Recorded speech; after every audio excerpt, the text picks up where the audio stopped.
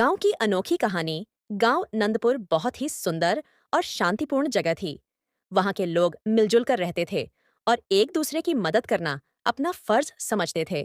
गांव के बीचों बीच एक पुराना बरगद का पेड़ था, जिसे लोग गांव का रक्षक मानते थे।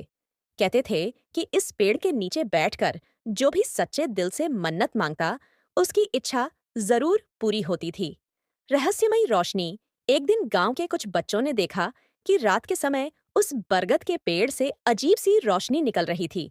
ये देखकर बच्चे डर गए और दौड़ते हुए गांव के मुखिया रामलाल जी के पास पहुंचे। उन्होंने यह बात पूरे गांव को बताई और अगले ही दिन सभी लोग उस पेड़ के पास इकट्ठा हो गए।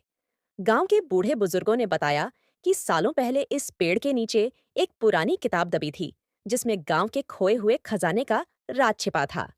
यह सुनकर गांव के कुछ नौजवानों ने उस जगह की खुदाई करने का निश्चय किया। खजाने की खोज खुदाई शुरू हुई और कुछ ही देर में उन्हें वहां एक तांबे का पुराना संदूक मिला। गांव के सभी लोग उत्सुकता से उसे देखने लगे। जब संदूक खोला गया तो उसमें सोने चांदी के सिक्के और कुछ पुराने दस्तावेज थे। उन दस्तावेजों में लिखा था कि यह खजाना गांव के पूर्वजों का था, जिसे एक बुरी ताकत से बचाने के लिए यहाँ छिपाया गया था।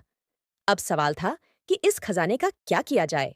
गांव के कुछ लालची लोग इसे बांटने की सोचने लगे, लेकिन बुजुर्गों ने समझाया कि यह खजाना गांव की भलाई के लिए है।